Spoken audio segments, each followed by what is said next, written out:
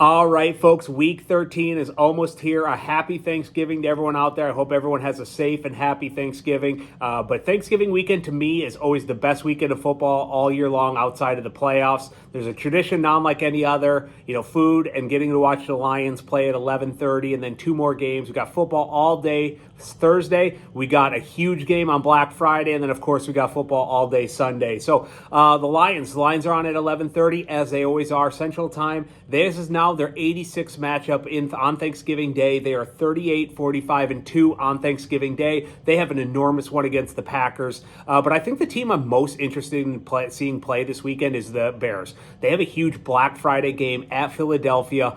Caleb Williams has not thrown a pick in 5 games. He's playing really well, and most importantly, the number of sacks he's taken down is on pace for about a third of what it was last year. I think that's the most important thing he has done all year is he hasn't taken near as many sacks. But if you look at the last 4 games, 8 touchdowns to no interceptions. This is going to be a monster game for them at Philadelphia. It's going to be their toughest test they faced all year long. And right now, this is for the 2 seed in the NFC. So basically get the first 2 games at home if they can keep this going here. But their schedule does get a lot more difficult here to end the season. So I want to jump right into my picks here this week. And I'm 22-2-3 on the season. But I thought I have some picks this week that I feel really good about. Last week, I was really uncertain. I went 2-2-1. But I didn't like really any of the games as far as a line goes. So we're going to jump into it here. So number one, huge game at 3:30 on Thanksgiving Day. I love the Cowboys +3 at home versus the Chiefs. And if you look at Mahomes in a dome in his career, he's now 14-1. He has 34 touchdowns to 7 interceptions.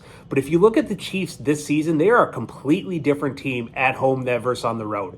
If you look at them at home right now, they're 5-1 at home. They are 1-4 on the road. This, of course, is a road game. Dak Prescott is playing lights out. But I think most importantly, this is a very short week for both teams. Both teams coming off of huge wins, coming back from double-digit deficits, emotional. And I think in that case, I'm just going to take the home team. So I'm going to take the Cowboys +3. I think the Chiefs can win a very close game, but this is going to be super tight. Number 2. I'm going to take the Bengals +7 at the Ravens, and I am going to take the Bengals to win this game. And this is a huge upset I'm predicting right now, but I have not liked the look of the Ravens at all over the last couple games.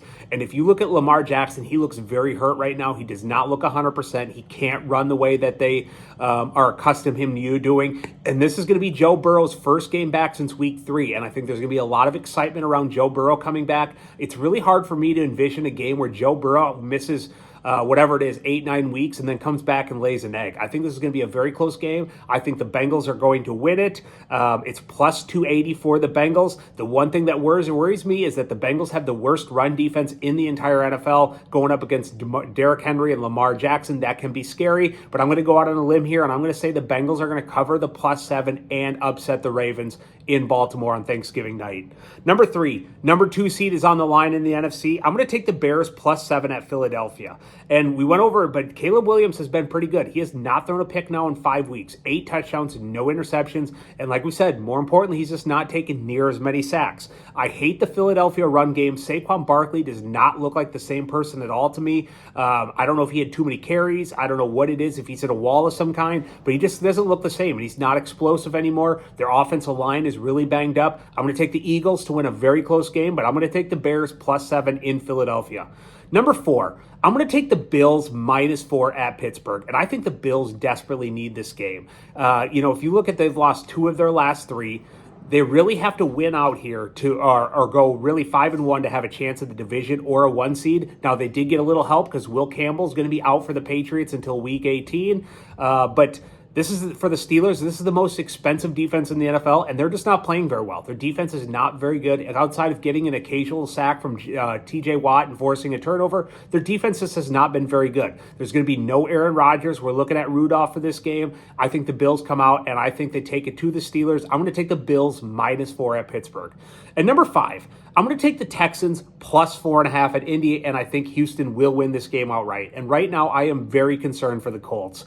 Daniel Jones Jones is going up against probably the best defense in the NFL right now. Hunter and Anderson Jr. absolutely wrecked the game for the Bills a couple weeks ago. I could see a similar thing where they are just all over Daniel Jones all game long.